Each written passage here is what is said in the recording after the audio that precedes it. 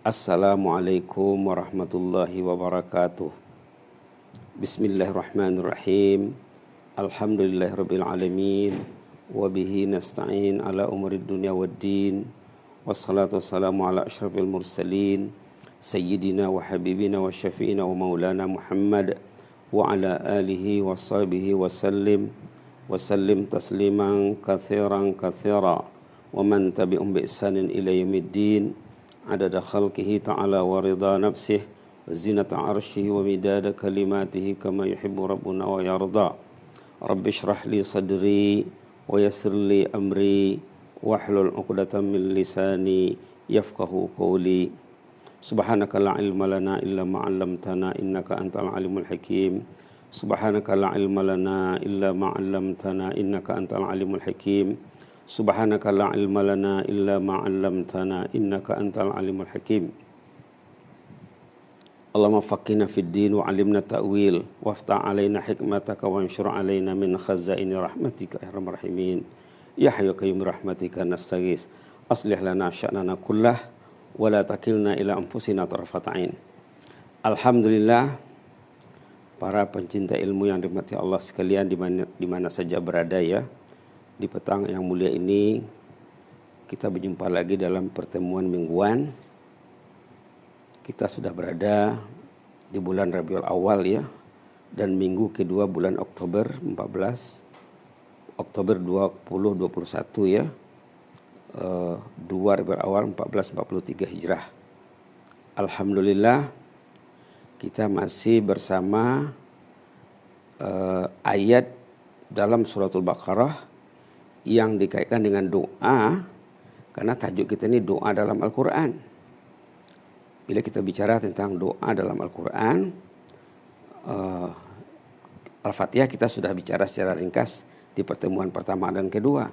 Sekarang kita bersama suratul Baqarah. Bila kita tengok suratul Baqarah, ternyata ayat yang membicarakan tentang doa, walaupun bukan berisi doa ya, itu yang sudah kita bincang sebanyak 2 kali pertemuan. Ayat 37 halaman 6 suratul Baqarah. A'udzu billahi minasyaitonir rajim. Bismillahirrahmanirrahim. Fatalaqa Adamu min rabbih kalimatin fataba alaihi innahu huwat tawwabur rahim. Sadaqallahul azim. Allahumma tub alaina waghfir lana warhamna innaka antat tawwabur rahim. Bila kita membaca ayat seperti ayat tadi yang menyatakan Allah itu At-Tawwab, Allah itu Rahim, kita dianjurkan, digalakkan berdoa, merespon ayat tadi. Apa contohnya respon kita? Allahumma tub alaina innaka antat tawwabur rahim. Allahumma tub alaina innaka antat tawwabur rahim, ataupun Allahumma ighfir lana warhamna wa tub alaina innaka antat tawwabur rahim. Dalam pertemuan minggu lalu kita sudah berbicara agak terperinci tentang makna perkataan Ar-Rabb, Rabbi ataupun Rabbana. Ar-Rabb. Minggu lepas kita sudah bincangkan paling kurang 4 ke 5 makna perkataan Rabb. Termasuk makna Al-Ilah, Tuhan, makna Al-Malik, pemilik, makna Al-Murabbi, penterbiah, makna Al-Mudabbir, pentadbir, dan makna Al-Muslih, pembaik pulih, yang membaiki perihal hambanya. Hari ini kita mau teruskan sedikit lagi tentang makna perkataan Rabb. Karena seperti yang sudah disebut sebelum ini, maknanya kalau kita lihat dalam tafsir, dalam ulasan ulama, maknanya lebih 10 ya. Lebih 10. Tapi makna yang mudah terlintas dalam pikiran orang kita bila disebut Rabb, apa makna Rabb? Tuhan, dia cakap. Tuhan itu satu daripada makna Rabb. Bukan Tuhan saja. Betul lah di antara maknanya Tuhan, tapi maknanya lebih 10. Kita sudah bincang sebanyak 5 termasuk Al-Ilah ya. Dan hari ini kita akan teruskan bersama makna As-Sayyid, Al-Mutasarrif, Al-Jabir, Al-Ma'bud, Al-Mun'im, Al-Mutammim, Al-Qayyim. Subhanallah. Memang begitu yang diulaskan oleh ulama ya. Maka Imam Syafi'i rahimahullah seperti yang pernah kita sebut sebelum ini mengatakan wajib belajar bahasa Arab. Wajib belajar bahasa Arab. Arab mestilah kita belajar makna Arab, bukannya Tuhan saja maknanya. Di antara kepentingan perkataan Arab ini dalam salat kita menyebut Arab semasa berdiri sebelum membaca Al-Fatihah. Inna salati wa nusuki wa mahyaya wa mamati lillahi rabbil alamin. Kita menyebut Rabb sebelum baca Fatihah waktu doa iftitah. Dalam rukuk kita menyebut Rabb subhana rabbiyal a'la wa bihamdih. Subhanakallahumma rabbana bihamdika allahumma ghfirli. Dalam bangkit dari rukuk masa i'tidal Rabbana walakal hamd. Rabbana. Masa sujud subhana rabbiyal a'la wa bihamdih. Subhanakallahumma rabbana bihamdika allahumma ghfirli. Kita menyebut Rabbi ataupun Rabbana. Duduk antara dua sujud membaca Rabbi ghfirli, Rabbi ghfirli, Rabbi ya Rabb. Itulah pentingnya perkataan Rabb. Perkataan yang banyak disebut dalam salat, banyak disebut di luar salat, yang terdapat dalam Al-Fatihah. Alhamdulillahi Rabbil Alamin. Semasa kita menghuraikan Rabbul Alamin dalam Alhamdulillah, hamdalah kita sudah bicara juga tentang ini. Tapi karena ini ada kaitan juga dengan doa ayat 37 tadi ya. Dengan ayat doa ayat 37 suratul Baqarah halaman 6. Kita kena sorot juga serba sedikit. Nanti kalau kita menyorot doa-doa Nabi dalam Al-Quran, rata-ratanya menggunakan perkataan Arab. Doa Nabi ada insan pertama ya. Doa Nabi Ibrahim, doa Nabi Muhammad, doa Nabi Nuh, doa Nabi Musa, Nabi Nuh. Semuanya rata-ratanya menggunakan perkataan Arab. Menggunakan perkataan Arab. Itu maka kita perlu buat penekanan tentang makna Arab ini di segi bahasa, di segi tafsirnya. Kebetulan kita ini di bawah Fakulti Bahasa ya. Program ini program Fakulti Bahasa Kupu SB College University Perguruan Agama Sri Begawan. Baik. Sekarang makna Sayyid. Sayyid itu artinya penghulu, ketua. Allah itu ketua kita yang mengatur semuanya, yang menjadikan kita, yang menjadikan manusia, yang mengutuskan Nabi dan Rasul, yang menurunkan Al-Quran. Allah itulah yang memimpin alam ini. Kemudian makna Al-Mutasarrif. Al-Mutasarrif yang mengaturkan peristiwa demi peristiwa. Peristiwa demi peristiwa. Allah itu juga, Ar-Rabb itu juga. Al-Jabir. Al-Jabir yang menutup kekurangan kita. Kita tahu banyak dosa, banyak noda, banyak kesilapan. Kita mengadu kepada Allah. Ya Allah, ampunlah dosaku. Rabbi ufirli. Ya Allah, ampunlah dosa kami. Allah maghfir lana. Lalu Allah sebagai Jabir, Al-Jabir, Allah akan menutupi kecelakaan kita. Kalau kita tahu ada Arab yang diantara maknanya Al-Jabir menutupi kecelakaan, insya Allah Allah akan layan orang itu ikut kefahamannya kepada makna-makna Arab ataupun nama-nama Allah dalam Quran, dalam hadis ya. Kemudian makna al-ma'bud, Tuhan yang disembah. Allah itu ma'bud. Ma'bud juga terdapat dalam perkataan Arab.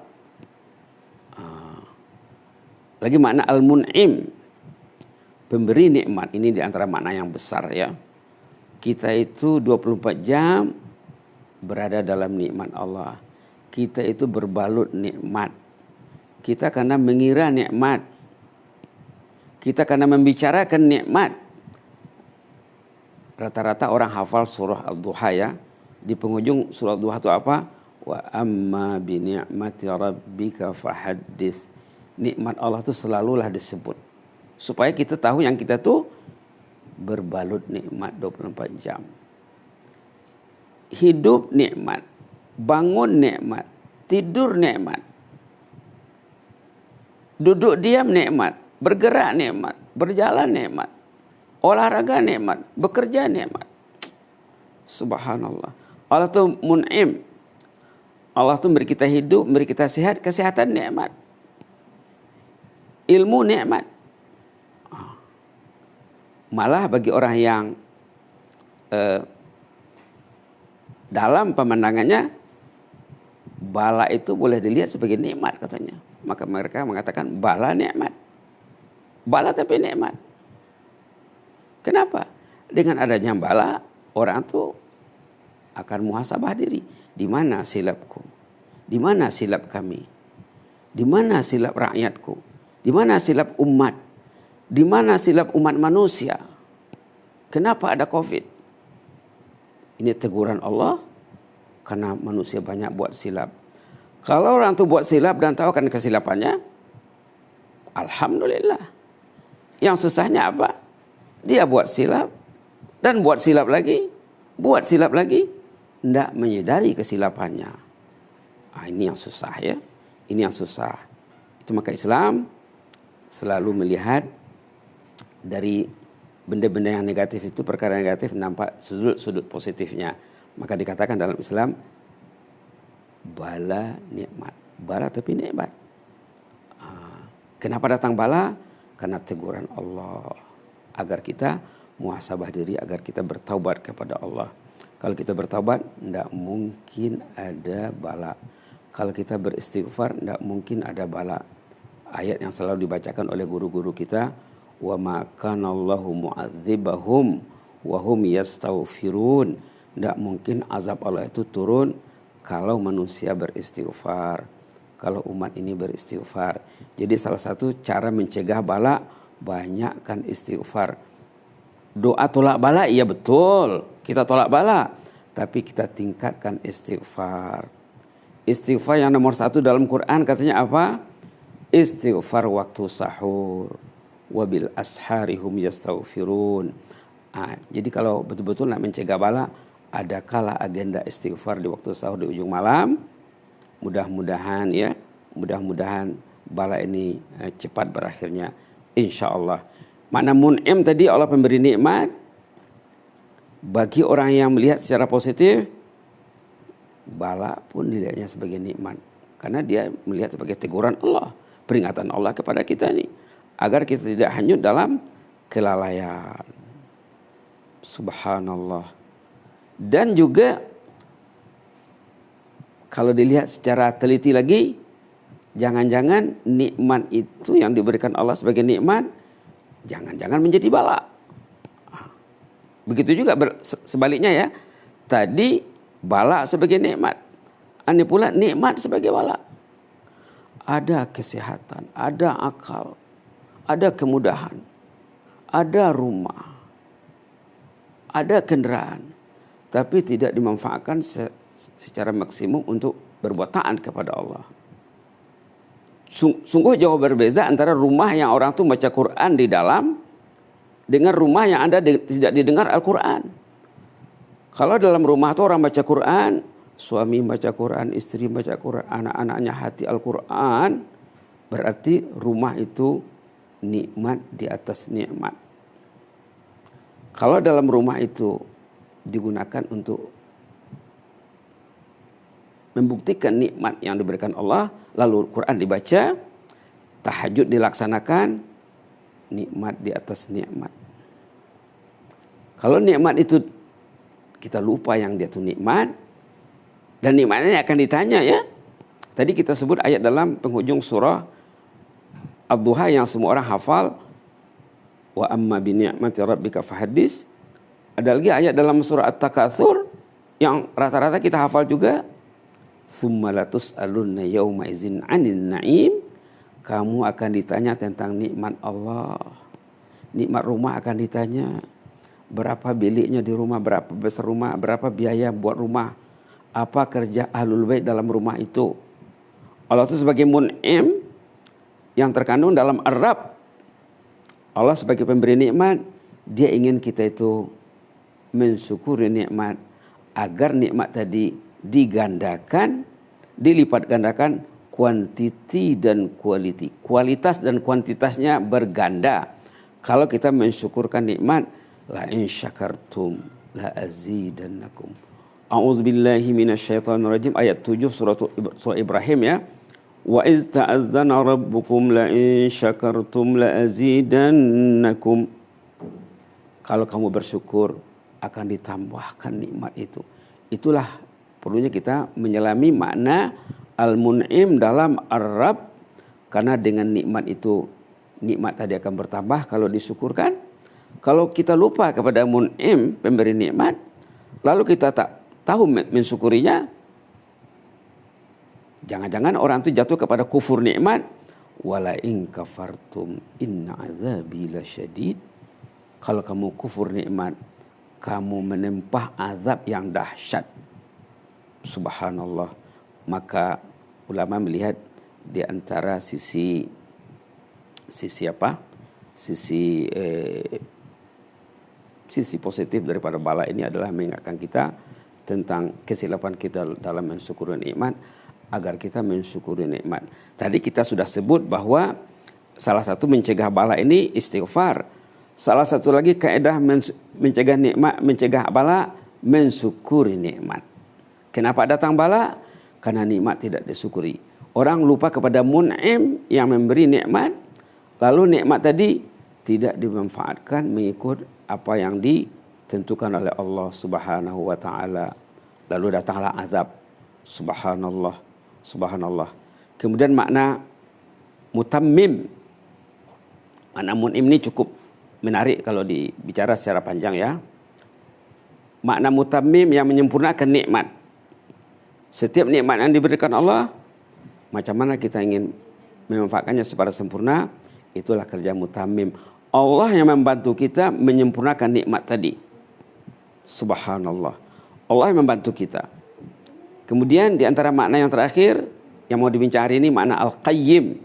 Makna al-qayyim, Allah itu yang mengaturkan segala-galanya. Qayyim, kata ulama, sama dengan al-qayyum yang terdapat dalam ayat kursi, Allahu la ilaha illa huwal hayyul qayyum. Al-qayyim terdapat dalam makna Arab yang sama maknanya dengan al-qayyum yang terdapat dalam ayat kursi, ayat yang paling hebat dalam Quran. Dan dalam ayat kursi juga ada al-hayyu, ada al-qayyum. Gabungan al-hayyu al-qayyum terdapat dalam hadis, terdapat dalam zikir, terdapat dalam zikir ma'thurat, doa mustajab. Doa yang unik yang banyak orang yang mengamalkannya bila mereka berzikir ya hayyu ya qayyum, ya hayyu ya qayyum, ya hayyu ya qayyum. Rata-rata jemaah yang menghayati zikir ini mengamalkannya dengan ikhlas, rata-rata hajatnya ditunaikan Allah Subhanahu wa taala. Doa mustajab yang ringan, yang mudah disebut, yang rata-rata kita hafal, tidak susah untuk menghafalnya lagi. Ya hayyu ya qayyum, ya hayyu ya qayyum, yang terdapat dalam ayat kursi, terdapat dalam surah Al-Imran ayat kedua, alif lam mim, Allahu la ilaha illa huwal hayyul qayyum.